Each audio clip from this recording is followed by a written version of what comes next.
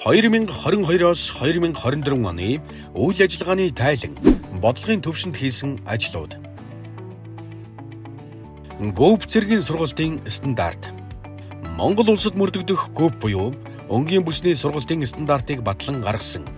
Ингэснээр сургалтын төвийн тамирчдын ур чадвар эрсдэс ялгаатай бус бүх өнгийн бүсний ангиллалд жигд өрсөлдөөнтэй болсон. Дан зэрэгт дэвших мэдлэгийн шаардлага. Монгол улсад мөрдөгдөх хар бүс дан зэрэгт дэвших мэдлэгийн шаардлагыг батлан гаргасан. Ингэснээр хар бүс дан зэрэгт дэвших шалгалтад оролцогчдын тоо улам нэмэгдсэн төдийгүй тамирчдын ур чадварч нэмэгдсэн. Монгол улсын өнцөг булан бүртээ таеквондогийн сургалтын үйл ажиллагаа явуулж буй Монголын таеквондогийн холбооны гишүүн 80 гаруй клубт хөгжлийн бэрхшээлтэй буюу гарны бэрхшээлтэй хүүхэд залуус үн төлбөргүй таеквондогийн спортоор хичээллэх боломжтой болсон. Бодлогын төвшөнд хийсэн шинжилэлт. Тэмцээний зохион байгуулалтад шинжилэл хийж, 1-р тоглолтын дарааллыг суглаатай хамт гаргадаг болсон. 2-р тэмцээнийг өдрийн форматад шилжүүлсэн.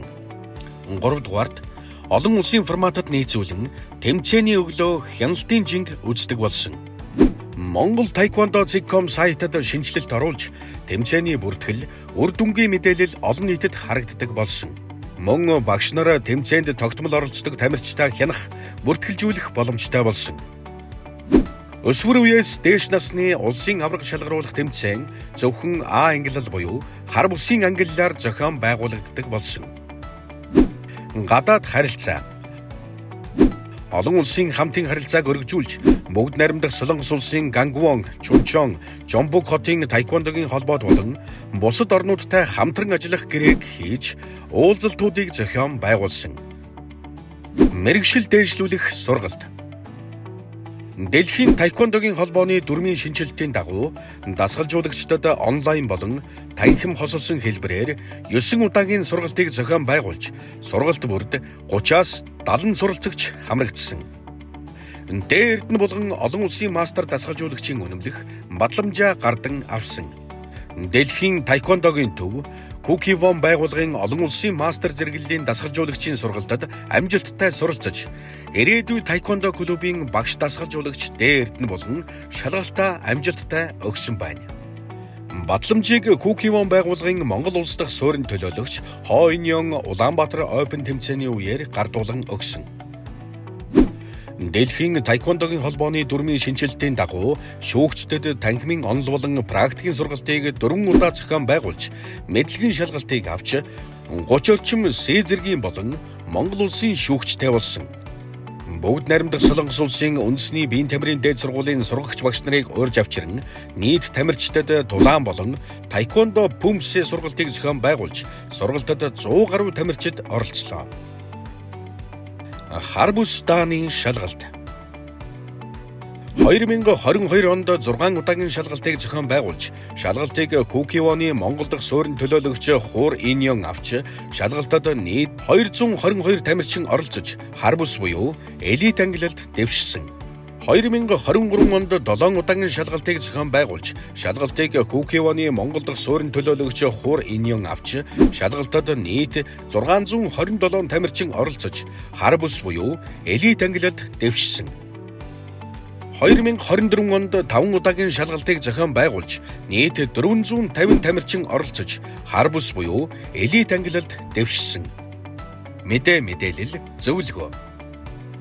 Монголын таеквондогийн холбоо цахим бүртгэлийн систем, клубын гишүүнчлэл төвтэй холбоо сэдвийн хүрээнд туршлага хуваалцаж, Монголын үндэсний олимпийн хорооны гишүүн спорт хороодын ерөнхий нарийн бичгийн дарга нарын семинарт мэдээлэл өглөө.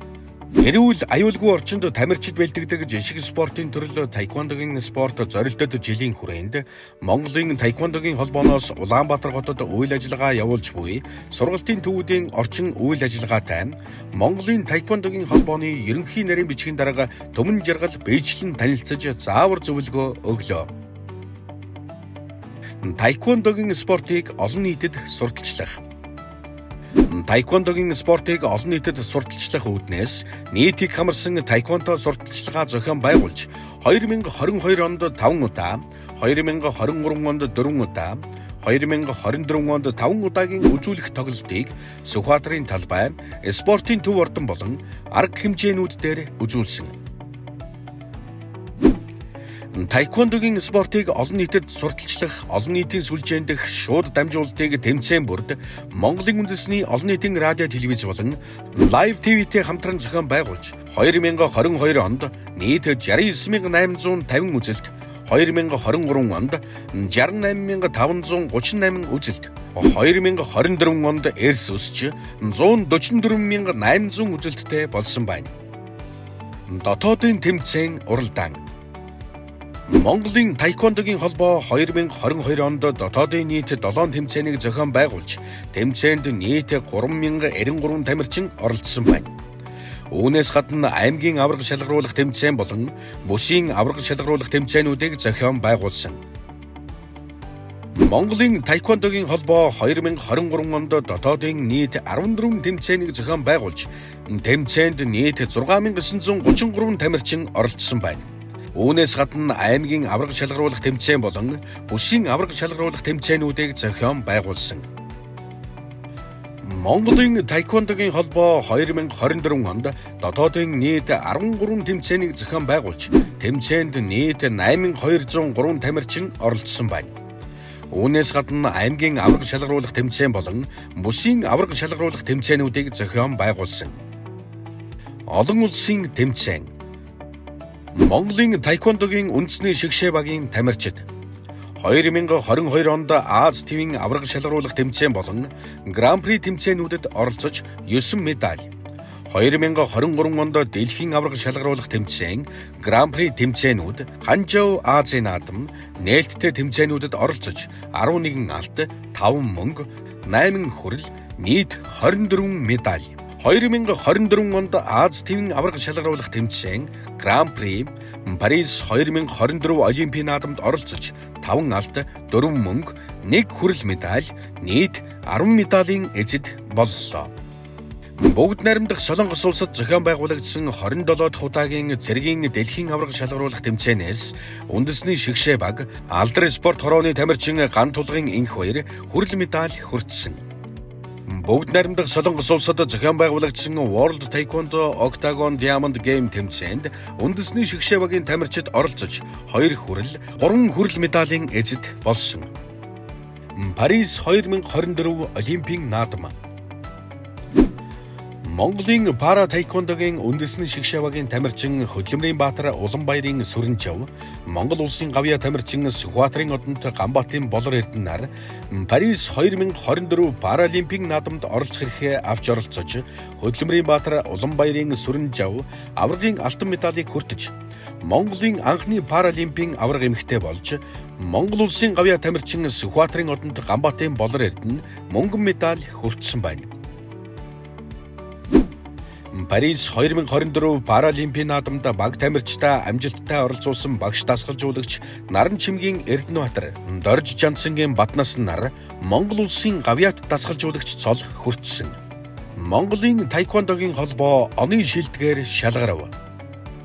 Монголын үндэсний Паралимпийн хорооны 2024 оны шилдгийн шилдэгүүдийг шалгаруулж, оны шилдэг холбоогоор Монголын таеквондогийн холбоо, шилдэг дасгалжуулагчаар Монгол улсын гавьяа дасгалжуулагч Дорж Жансангийн Батнасан, шилдэг эрэгтэй тамирчнаар Парис 2024 Паралимпийн наадмын мөнгөн медальт Монгол улсын гавьяа тамирчин Болор Эрдэнэ, шилдгийн шилдэг дасгалжуулагчаар Монгол улсын гавьяа дасгалжуулагч Эрдэнэбаатар, шилдгийн шилдэг тамирчнаар Монгол улсын Хөдөлмөрийн Баатар Парис 2024 Паралимпийн наадмын аварга Сүрэнжав нар шалгарсан.